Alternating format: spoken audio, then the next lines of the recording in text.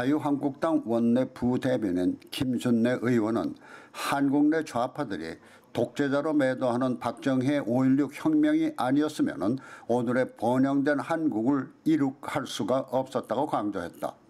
북한의 천안함 폭침을 규탄하고 5.18 사태에 대한 소신 발언 등으로 주목을 끌고 있는 김순례 의원은 미주 박정희 기념 사업회가 LA에서 개최한 5.16 제58주년 기념 행사의 밤 특별 강연회에서 이와 같이 분명한 공관을 통해 공은 인정해야 하는데도 한국의 좌파들은 공에 의해 누리고 있는 혜택에도 이를 외면하는 것은 잘못된 것이라고 지적했다.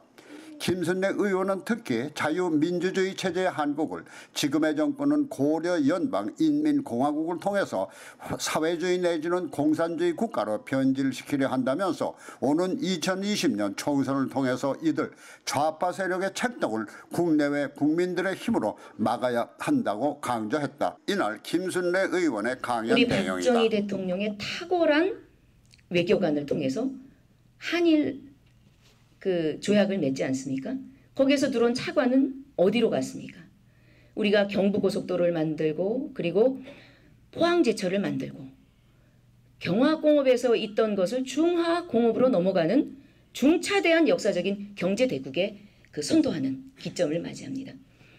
자, 여러분들 여기 이제 미국 오신 지 오래되셨고 했지만 우리 옛날에 참 남들이 차 타고 다닐 때 우린 소달부지 끌고 그랬잖아요. 사실 우리 조국의 근대화 속에서 이렇게 번영을 누려본 적이 있을까? 우리가 보릿고개를 이야기하고 왜 요즘 애들은 그렇게 말합니다. 우리 보릿고개에 있어서 농번기에 먹을 게 없었다 이러면은 라면 끓여 먹지 그러세요 이런 말 합니다. 근데 그 라면도 없을 때였습니다. 우리가 굉장히 허리띠를 졸라맬 때는. 그리고 우리는 어떤 것도 수출해보지 않은 나라였습니다. 다만 그 수출이 어디에서부터 시작했을까요? 가발로부터 시작이 됐습니다. 가발. 그래서 장마당을 돌아다니면서 아니면 시골의 촌마을을 돌아다니면서 장돌뱅이라고 했던 그 아저씨들이 그 쪽머리 찢기 이렇게 하고 있는 분한테 가가지고 세대간한테 가서 머리 잘라라. 그럼 돈 주겠다. 이렇게 해서 모아서 우리가 가발 산업을 했습니다. 그래서 경공업의 기치를 만들었습니다. 박정희 대통령이 가만히 보니까 이게 경공업에서부터 그걸로는 살기가 어려운 거예요. 1961년도에 우리 GDP 국민 총생산액은 82달러였습니다. 그리고 1990년도 초에 3,200불대를 맞이합니다. 그리고 박근혜 대통령께서 18년 동안에 우리 정권을 갖고 할 때 그때 1,700달러를 저희가 최고점을 칩니다. 이렇게 우리는 자원도 없고 빈국이었고 폐허의 전란 속에서 맞이한 이 폐허 속에서 그때그때마다 영웅이 있었습니다. 근데 박정희 대통령께서는 정말 한일 협정을 맞이하면서 차관을 가져다가 미래를 지향하겠다. 과거의 역사를 청산하고 우리는 미래 지향적으로 가겠다. 이런 말씀을 주시면서 우리는 그때 경제 발전적인 토대를 마련을 합니다. 근데요, 요즘 이 좌파들이 말하는 말 중에 박정희는 독재다. 이런 말을 많이 합니다. 그래서 나경원 원내대표가 또 이런 어록이 있었어요. 지난번에 저희 우리가 요새 장애투쟁을 많이 하고 있습니다. 장애투쟁을 하는 가운데 광화문에서 장애투쟁을 하는데 자, 좌파들이 이야기하는 독재. 너희들은 독재라고 얘기한다. 그러면 박정희 정권 때는 무엇을 위한 독재였냐? 생존하고 잘 살아보고 경제를 대국으로 만드는 그런 염원과 그런 희망이 깔려있던 독재였다. 너희들이 정말 독재라고 한다면 맞지 않습니까? 그들이 말하는 독재라고 그것을 100분 양보하여 우리가 인정한다 하더라도 그것은 우리의 배고픔을 막아주고 경제대국으로 만들고 늘 핍박받고 살았던 이 민족에 대한 염원이 독재라는 것으로 나올 수 있습니다. 자, 여러분, 이번에 정권이 바뀌면서 문재인이가 가장 했던 문재인 대통령이라고 얘기해야 되겠죠? 언론이 찍으시니까. 요새 제가 말을 잘해야 되니까. 문재인 대통령께서 완전히 적폐라고 얘기하면서 그 전 세대에 있던 정권에 있던 것은 다 지우개로 싹싹 지우고 있습니다. 4대 강보 여러분 알고 계시죠? 요즘 유튜브가 있어서 대한민국의 언론을 너무 꿰고 있으시더라고요. 4대 강도 댐을 하도 홍수가 지리멸렬하게 많이 발생되고 이러니까 댐 건설을 하신 거였습니다.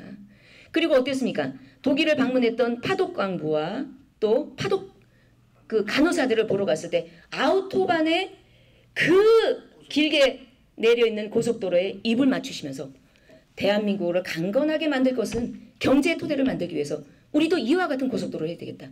그때 어떤 현상이 벌어졌습니까? 우리 지금 대통령을 역임하셨던 김대중 대통령은 포크레인이 오니까 거기에 누우셨죠. 나를 밟고 가라. 이런 역사를 우리는 잊지 않고 있습니다.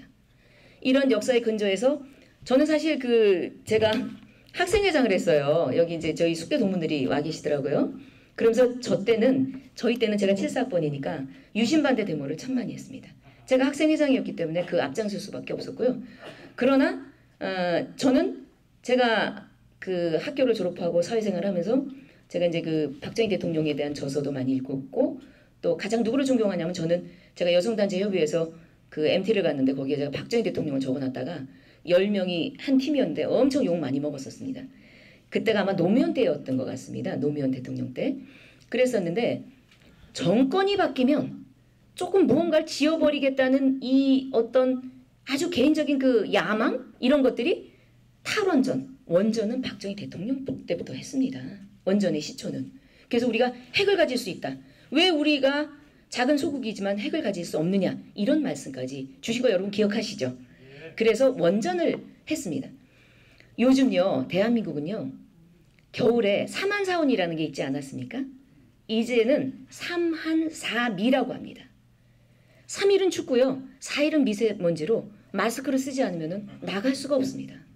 이렇게 환경이 피폐화하게 된 것은 문재인 정권이 정권을 쥐자마자 탈원전, 원전은 안 돼. 그러면서 본인은 UAE에 가서 어떤 작업을 합니까? 우리 원전의 기술이 위대하니 이 원전을 너희들에게 수출하겠다. 또 지금 많은 나라에서 우리나라의 원전 기술에 대해서 굉장히 고무적인 평가를 받으면서 살아옵니다. 그런데 아니 자국에서 원전을 폐기하면서 거기에 필요한 우수한 전문 인력은 이미 다 다른 나라로 팔려가고 있습니다. 지우개로 싹싹 지우는 그런 것이 지금 이 역사적으로 시행되고 있습니다. 그래서 제가 왜 박정희 대통령 남도구 총리께서 제가 그 책을 저서를 집필한 걸 보니까 거기에도 그런 말씀을 있더라고요. 박정희 대통령께서 이 유신이 조금 문제점이 있다. 이런 말씀을 좀 주셨대요. 그 어록이 나왔는데 근데 제가 이번에 그 문재인 정권의 일탈된 행위를 보면서 왜 박정희 대통령이 유신까지 강행을 하시면서 했나. 근데 그게 나라 지키기의 일환이었더란 말입니다. 경공업 갖고 이거 수출해서 뭐 먹고 살겠습니까? 우리가 그 섬유나 이런 방직도 그 산업, 섬유산업으로 대구를 중심으로 해서 방직 산업 했습니다. 그런데요, 나라의 기틀을 삼고 발전하기 위해서는 철강 산업이 있어야 됩니다. 조선 산업이 있어야 됩니다. 그런데 경공업에서 중화공업으로 넘어가려고 할 때 만약에 정권이 그때 그 아우토반의 고속도로를 보고 경부고속도로를 만들겠다고 했던 대통령 앞에서 그냥 자리 깔고 누웠던 사람에게 넘어간다면 이와 똑같은 다름없는 문재인 정권이 과거의 역사를 지우는 마찬가지로 정책을 완벽하게 깨뭉개버리는 그런 것이 도래되지 않았을까. 그런 어려움 속에서 이분은 국가의 경제 대국을 지키기 위한 그림을 그리기 위해서 유신이라는 특단의 조처를 취했다. 이런 말씀을 들은 적이 있었습니다. 여러분 동의하시죠? 네, 그렇게 된 것 같습니다. 지금 자유한국당은 제1야당으로서 그동안에 참 잘하지 못했습니다. 그리고 웰빙 정당이라는 말씀을 많이들 주셨어요. 사실 그동안에 이제 그 10년 동안 9년이었죠. 이명박 정부로부터 박근혜 정부까지 가는 동안에 저희가 국민을 섬기면서 하는 부분에 조금 너무 안일하게 대처했고 그 좌파의 중심에서 조국 지금 수석은 이 좌파 플랜을 그리고 있었습니다. 근데 저희는 그거를 놓치고 있었습니다. 그런 과정 중에서 지금 이들은 정권을 침탈했고 그렇게 이야기합니다. 촛불 정권이라고 얘기합니다. 그러면서 촛불 1년차 원년도, 2년차, 3년차 이런 말을 합니다. 그리고 어떤 곳에서도 촛불이라는 말을 지우지 않습니다. 자, 그러면 우리가 세기적으로 볼 때 BC와 AD가 있습니다. 기원 전과 기원 후가 있습니다. 그럼 우리는 지금 어떤 걸로 지금 우리는 이 역사를 말해야 됩니까? 촛불 정권의 기원 원년이 촛불 정권 1기입니까? 2기입니까? 3기입니까? 역사의 후한모치로 역사적인 판단을 받을 때 저들이 과연 어떤 민낯으로 이 자라나는 후대를 바라볼지 정말 부끄러울 따름입니다. 저희가 이번에 저는 아까 소개 말씀대로 2월 27일 전당대회에서 제가 28일 날 하노이 회담이 있었죠. 의도적으로 작년에 지방선거 때는 그 회담을 정상회담을 어떻게 했습니까? 지방선거 바로 전날 했습니다. 이렇게 의도적으로 보수 우파를 뭉개고 보수 우파를 죽이고자 하는 저들의 침탈된 속에서 저희 자유한국당이 요즘 분투하고 있습니다. 그래서 사실 김병준 비대위원장 체제에서 우리는 정말 잘하지 못했습니다. 잘하지 못했고 저희는 반성을 많이 하고 있습니다. 그런데 이번에 여러분들과 해외에 계시는 동포 여러분을 비롯하여 고국에 계시는 우리 국민들께서 황교안 대표를 지도자로 선발해 주셨습니다. 저는 너무나 놀라웠던 것이 이번에 고성과 창원과 그다음에 통영에서 보궐선거가 있었습니다. 두 군데. 그때 이제 저도 최고위원으로서 현장 회의도 했고 저도 이제 많은 도움을 드리기 위해서 갔었는데 황교안 대표님이 이제 집거를 했습니다. 창원에서 이제 아주 숙식을 하시면서 있었는데 서민들을 찾아다니면서 그 시장이나 이런 데 갔을 때 얼마나 많은 분들이 붙잡고 우세요. 나라가 이 지경까지 됐는데 이것을 살려내야 된다. 이런 말씀을 주십니다. 여러분 소득주도 성장이라는 말씀 들어보셨죠? 최저임금 이거는 마구잡이로 올렸습니다. 여러분들 지금 베네수엘라의 경제가 침탈되고 차베스와 마두로로부터 이어진 포퓰리즘으로 인한 종말의 종점을 여러분들 잘 알고 계시죠? 그것도 파퓰리즘의 시작이었습니다. 베네수엘라 같은 경우에는 석유 산유국입니다. 대한민국 자원이 있나요? 없죠. 작은 나라의 땅덩어리에 임야는 이거 산으로 거의 이루어져 있고 70%가 저희는 자원이 빈국입니다. 그런데 사람만이 자원인 나라인데 베네수엘라 같은 경우에는 어떻습니까? 석유의 산유국이었고 미국으로 80%를 수출을 했습니다. 그런데 중동에 석유를 많이 발굴하면서 석유의 원가가 폭락하면서 8배나 떨어지면서 그리고 미국은 셰일가스를 지금 개발했잖아요. 그러다 보니 베네수엘라에서 석유도 수입하지 않고 그런데 차베스는 어땠습니까? 석유 산업을 국유화하면서 그 모든 시설을 자기들의 정권으로 채워넣습니다. 그리고 거기에 군 조직을 손에 넣습니다. 왜냐하면 지금 석유 산업을 하는 것을요. 거기에 모든 리타이어한 군인들을 다 갖다 놓고 거기서 운영을 한 걸로 완전히 부패 속으로 던져놓은 결과가 됐습니다. 이와 다름없이 똑같이 대한민국에서 베네수엘라의 가는 길을 그대로 차곡차곡 밟아가고 있습니다. 아까 모두의 저를 소개해 주셨지만 저는 약사 출신으로서 보건복지위원회에 있습니다. 이번에 문재인 케어, 그 다음에 국민연금, 이거 곳간에 있는 돈을요. 이 사람들이 돈을 벌어보지 않았잖아요, 여러분들. 미국 오셔서 여러분들의 경제를 확립하고 어려운 과정을 하셨을 때 여러분 돈 벌어서 보셨잖아요. 1달러를 벌기 위해서 야간에 빌딩 가서 청소하시고 화장실 막힌 거 뚫고 이런 거 하지 않으셨나요? 그리고 많이 배운 엘리트 집단들이 여기 계신 우리 사모님들 식당에 가서 접시 닦지 않았습니까? 우리는 이렇게 돈을 벌어봤습니다. 저도 역시 성남이라는 데서 청계천 철거 이주민들이 입주한 그곳에 저는 제 청춘을 불살르면서 뛰어들어갔습니다. 그래서 그때는 에어컨도 없었죠. 그리고 난방기도 없었습니다. 390탄을 연탄난로를 떼면서 저도 그렇게 시작을 했습니다. 돈의 10원의 가치, 100원의 가치, 만원의 가치가 얼마나 중요한지 1달러의 가치가 센트의 가치가 얼마나 중요한지 여러분이 공유하시는 감정을 저도 함께 갖고 있습니다. 그런 사이에 대한민국은 무럭무럭 자라났습니다. 여러분들 저희 남편 여기 와 있는데요. 저희 LG 상사 출신입니다. 정말 우리 남편이 수백만 마일을 전 세계를 돌면서 그 1달러를 벌기 위해서 종합상사원들이 얼마나 발구대 일을 했습니까? 비료 하나 팔고 럭키스타, 골드스타, 테레비를 하나 팔기 위해서 그렇게 무진히. 그래서 저는 저희 3남매를 가지고 있는데요. 엄마 아빠가 대한민국의 애국자다, 저는 이런 말을 합니다. 의학분업이 2000년도에 됐습니다. 그 전에는 병원을 갈 수가 없었습니다. 너무 비싸서. 그리고 제가 약대를 간 것도 의대를 갈 실력도 있었어요, 제가. 그런데 의대보다는 4년 빨리 나와서 제가 자립할 수 있는 근간이 되는 그렇게 경제적인 취약적인 나라의 기틀을 그때 이루고 있었기 때문에 저는 약대를 갔었습니다.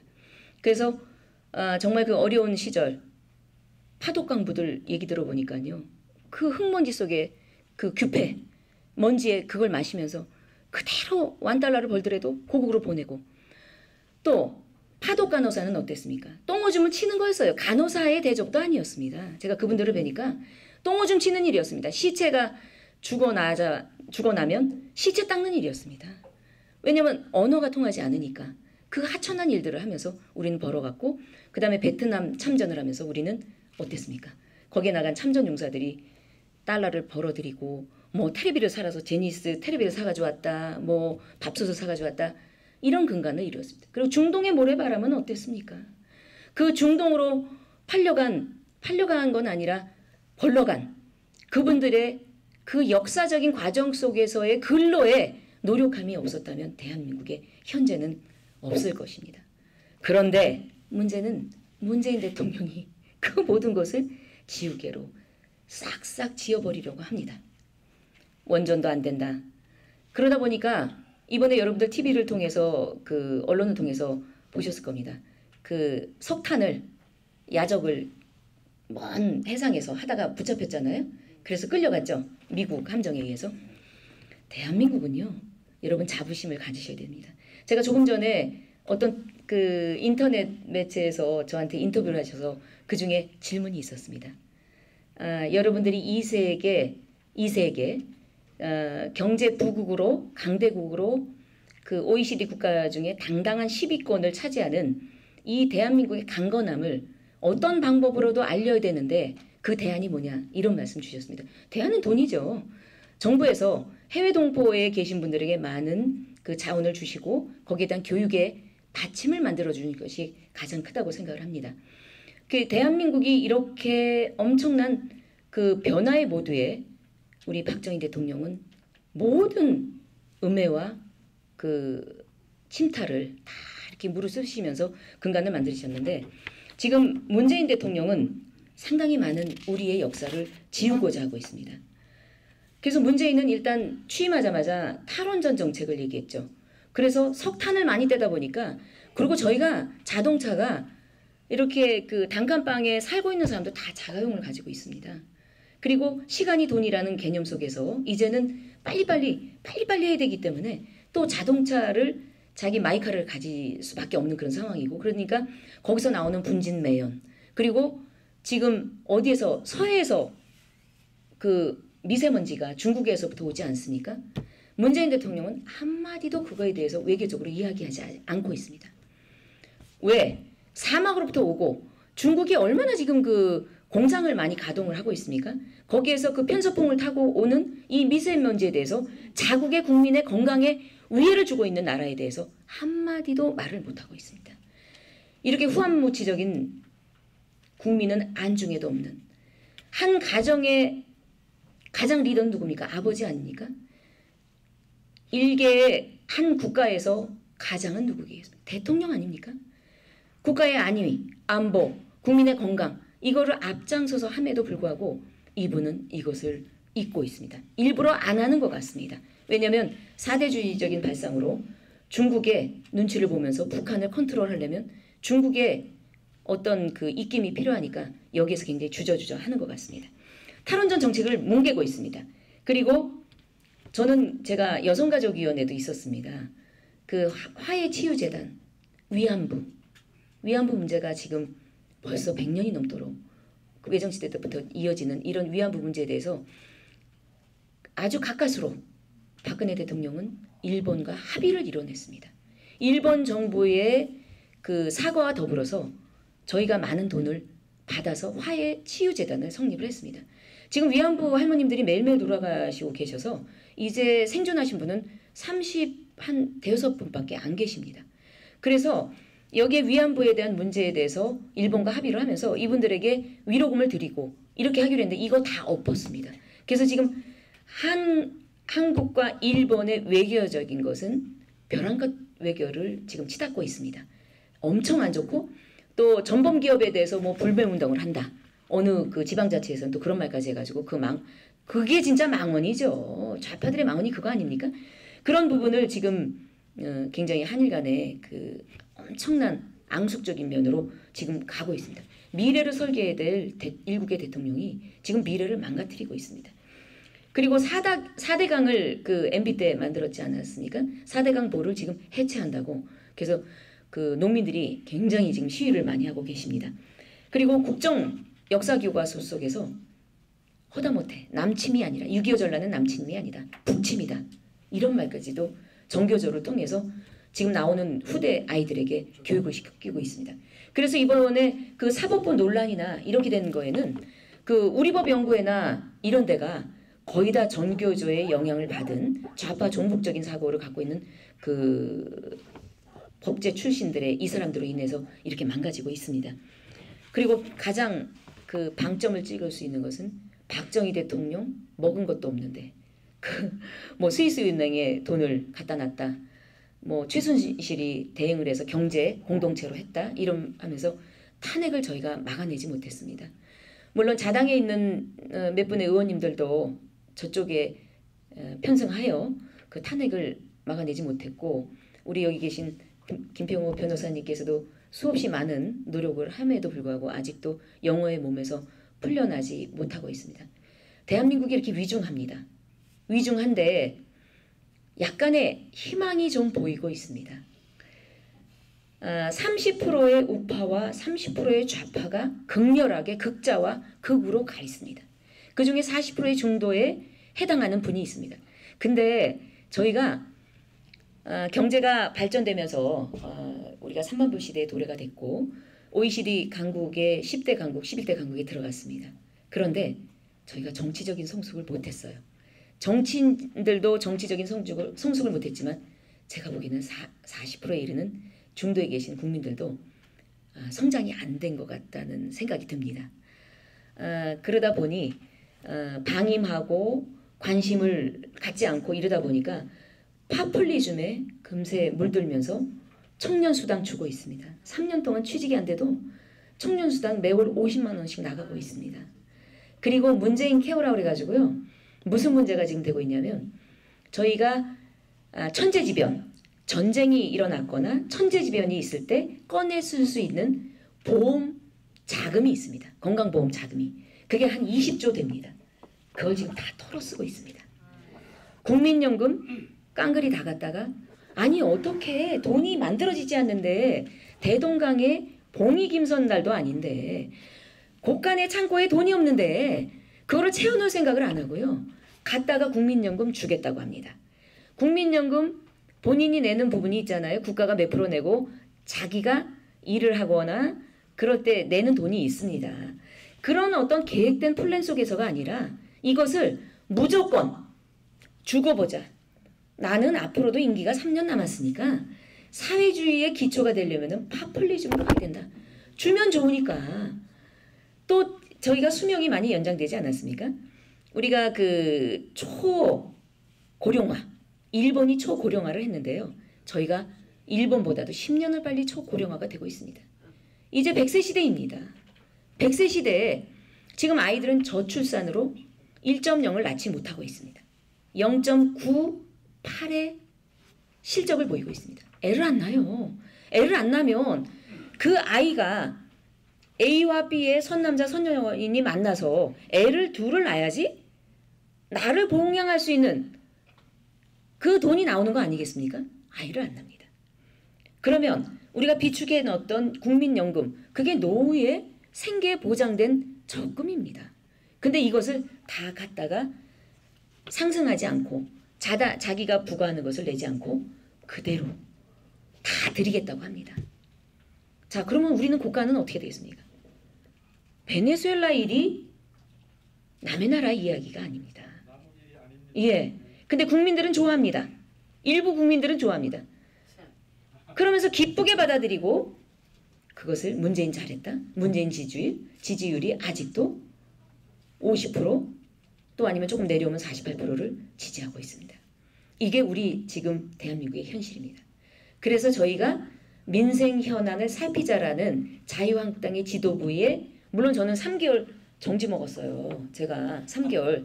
그래서 최고위원 회의도 나오지 말고 뭐 또 심지어 자당에 있는 어떤 분은 뭐 최고위원까지 싹둑 잘라서 도려내라 이런 말까지 있었습니다. 그러나 우리 황교안 대표님께서 그래도 이 공안검사 아니십니까? 그 어떤 잣대로 법리적인 잣대로 이건 아니다. 이래서 제가 아마 7월 중순경까지는 제가 조금 이렇게 저의 시간을 갖다가 다시 제가 복귀할 것 같습니다. 나라가 이렇게 위중하고 어려울 때 저는 아까 소개 말씀에서도 지난번 그 대선 때 재외동포 수석위원장을 했습니다. 그래서 제가 미국에도 왔었고요. 또 많은 동포 여러분들을 많이 만나서 이런 자리가 저는 그 어색하지 않습니다. 그리고 여러분들이 재외동포 국민투표 하시잖아요. 여러분들이. 그때 우리가 굉장히 많이 딸렸었습니다.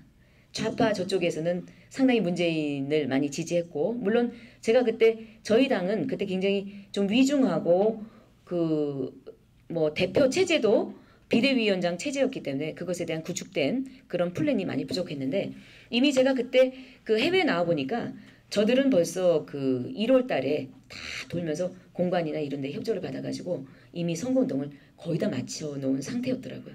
그러니까 여러분들 2022년도에는 저희 대한민국을 꼭 지켜야 될 정권을 가져야 될 아주 중요한 역사적인 시간대입니다.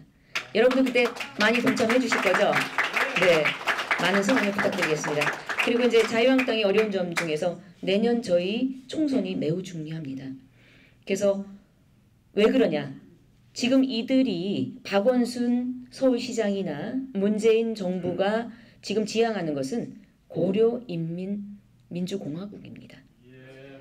여러분, 자유한국당이 가치를 추구하는 것이 무엇인지 아십니까?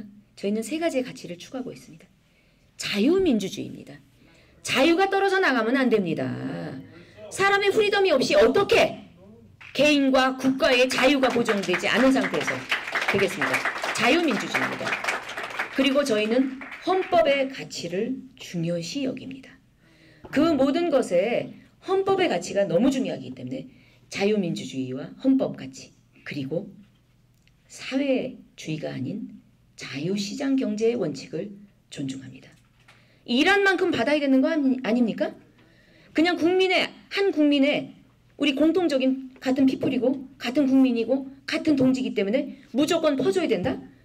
아이들이요. 청년 실업수당을 줘도 일을 안 갑니다. 거저 먹어봤는데 캥거루적으로 그냥 가지 왜 부모의 캥거루 가죽 주머니에서 나와서 이 무진 세상에 왜 나갑니까? 부모님이 대주시는 돈 물론 우리 자유 우파를 지킨다는 우파가 잘못한 거 있습니다. 대기업을 저들은 쳐 죽이려고 합니다. 이재용을 여러분들 감방에 보낸 거 아시죠? 삼성을 지극히 아주 그냥 밟아 없애버려야 할 패적으로 여기고 있습니다. 그런데 물론 정경유착이라는 것도 있었겠지요. 우리가 언제적부터 그렇게 역사가 아주 창궐하게 그 기초를 만들었습니까? 전란의 폐허 속에서 성숙시킨 이 대한민국에 급하게 1달러를 벌기 위해서 우리의 GDP를 올리기 위해서 그 수많은 노력을 하는데 어찌 뒤에 비하인드 스토리가 없겠습니까? 공이 있고 과가 있습니다. 공이 7이고 과가 3이라면 용서가 돼야 되는 거 아닙니까? 예. 그런데 저들의 좌파 정권에서는 이 공을 쳐주지 않습니다. 무조건 잘못했다고 합니다. 그리고 돈을 벌어오지 않았습니다. 돈이 얼마나 중요한지 그 가치를 모릅니다. 그러니까 이들은 일단 이명박 정부와 박정희 정권에서 만들어놓은 곳간의 금은 보화를 마주 퍼주고 있습니다. 우리 몰래도 아마 북한에 많이 갔을 겁니다. 갈 때마다 돈을 갖다 줬으니까 만나주지 그냥 만나주겠습니까? 그렇습니다. 예? 이런 상황에서 백두칭송위원회까지 생겼습니다. 대한민국에. 광화문에서 존경하는 김정은, 우리 백두青송, 세습제, 민족주의 모르겠습니다. 지금 트럼프가 민족주의를 굉장히 많이 강조하고 계신데 이제 미래 시대는 국경이 없어졌습니다. 국경이 없어지고 이제 미래는 여러분 AI 인지혁명 시대가 되지 않았습니까? 지금 우리가 상상해보지 않은 미래 세대로 20년, 30년 안에 모든 구조는 재편하게 돼 있습니다. 그런데 그 문을 꼭꼭 닫고 통치하고 독재자로서 그야말로 세습으로 일관되고 있는 저 독재, 민족주의를 주장하고 있는 저 정권이 얼마나 오래 가겠습니까? 그런데 왜 이렇게 안달을 하면서 문재인 정권은 거기에 갖다 바치고 그 눈치를 보면서 은희께서는 그렇게 하시는지 정말 모르겠습니다. 그래서 이것을 국민에게 소상하게 알리는 작업을 저희 자유한국당은 지금 하고 있습니다. 그래서 민생 그 투어를 하면서 우리 그 최고위원이나 지도부와 또 황교안 대표께서 이것을 많이 하고 있습니다. 제가 많은 시간이 갔습니다.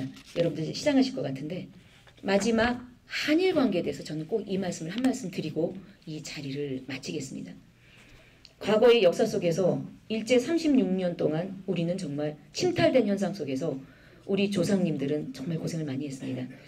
이 독립을 하기 위해서 해외에서 상하이 임시정부, 그 다음에 하와이에서 모두 전 세계 속에서 그 사탕수수밭에서 벌은 그 몇 달러를 우리 그 임시정부에 보내고 이런 걸 했습니다. 여러분, 어떻게 지금 일제에 침탈된 시기 속에서 이미 돌아가신 분이 많습니다. 이제는 미래 세계입니다. 미래 세계 속에서 우리가 어떻게 이거를 청산하고 해양 세력입니다. 미국과 일본은 해양 세력입니다. 그리고 러시아와 중국은 대륙 세력입니다. 교묘하게도 절묘하게도 우리 그 코넬 대학의 조지 프리드먼 박사께서 100년 후라는 책 속에서 그런 말씀을 했습니다. 지정학적으로 이 21세기의 가장 중요한 아시아권에서는 대한민국이다. 그리고 터키다. 터키의 아시아권에서 중요한 지정학적인 중요한 요소가 있다. 왜? 그 해양 세력과 대륙 세력이 마주치는 기점에서 대한민국, 이 남한의 이 한반도가 어디로 치우치느냐에 대해서 이 대륙 세력과 해양 세력은 무진히 부딪히고 할 것이다. 이런 말씀을 주셨습니다. 그래서 우리는 굉장히 중요한 나라입니다. 그리고 우리는 인적 자원이 훌륭하고 아주 영리한 자손의 민족의 DNA를 가지고 있습니다. 그래서 한일 관계는 지금 문재인은 완전히 한일 관계를 쪼글내려는 쪽으로 지금 가고 있습니다. 그래서 저희는 일부 몇 의원들께서 저희가 일본을 가려고 합니다. 그리고 조야에 있는 여기 그 조야에 있는 정치인들도 만나면서 여러분들 동포 여러분들 도와주십시오. 유수한 여러분들이 그간의 경제적인 명예적인 이런 것을 다 만들어 놓으신 그걸 기초로 하여 저희를 미국 조야에 있는 정치인들을 많이 만나게 해주시면 한미동맹 변한 바 없다. 굳건하게 우리는 지켜나가고 우리의 우방으로서 그 해양 세력의 강력한 지지자로서 우리는 남을 거다. 이런 말씀 드리겠습니다. 여러분 많이 도와주십시오. 감사합니다.